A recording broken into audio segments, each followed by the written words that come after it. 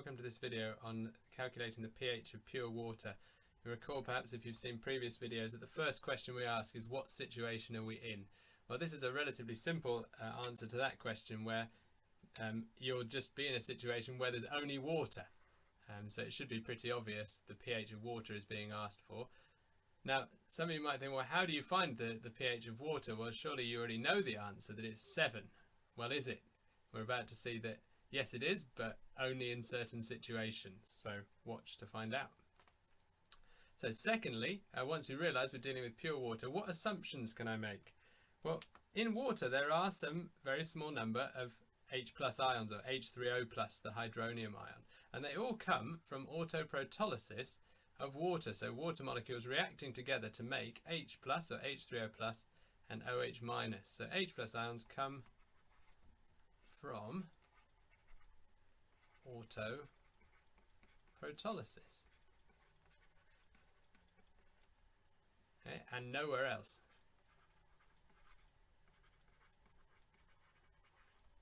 There's nowhere else that these H plus ions can come from, because there's only pure water in there. And that means, interestingly, that, and you can see it here, that every time this reaction, two H2Os react, they always make one H3O plus and one OH minus.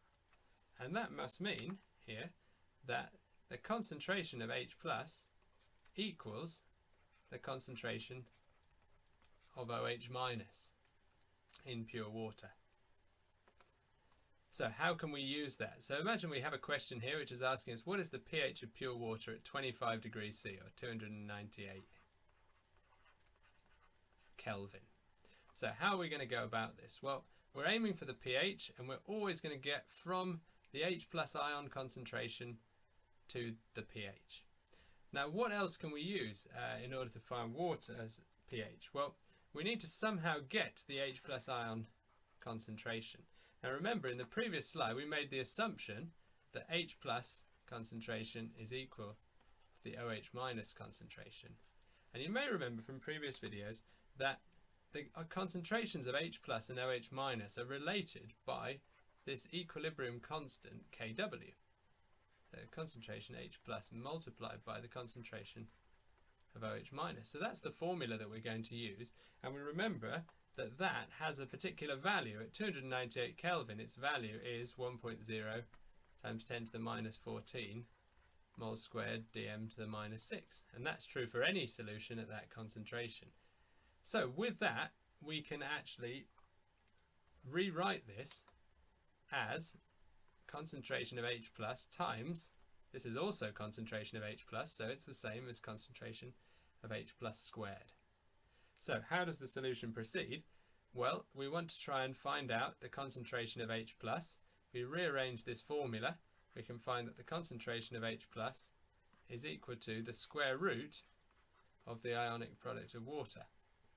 And in this case, that's the square root of 1 times 10 to the minus 14, which comes out to be 1 times 10 to the minus 7 moles per decimeter cubed. Just quickly rub that out to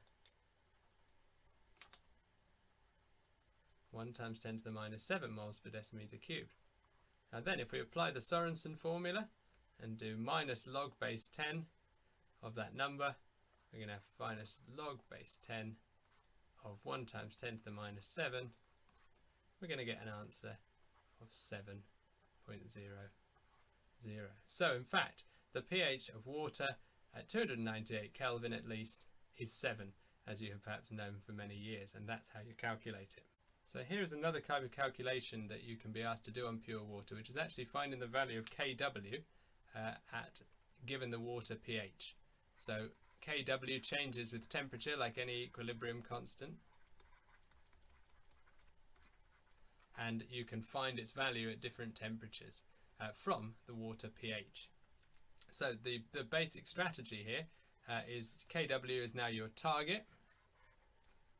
You know that in pure water Kw is equal to the concentration of H plus ions squared, and so you can, as long as you can work out the H plus ion concentration, you can use that to work out Kw. Now how are you going to get that? Well, you've been told here it's 0 degrees C, the pH of pure water is 7.5. And so given that you know the pH, you can then just use the Sorensen formula in reverse, so 10 to the minus pH, giving you the H plus ion concentration in that situation. So this is our stepping stones from our starting point all the way over to Kw. So how does the solution proceed? We're going to work out the H plus concentration is 10 to the power minus 7.5, and there's no need to work that out. So it turns out to be 3.16 times 10 to the minus 8 moles per decimeter cubed.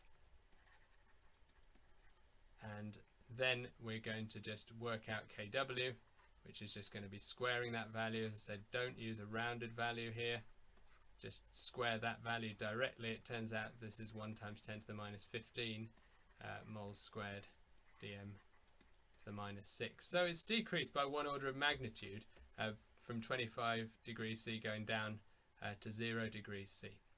And it's just important to note then that the pH of pure water is not always 7. It's 7 at 298 Kelvin, but as we decrease the temperature, the pH of pure water is actually going up. And as we increase the temperature, the pH of pure water will go down.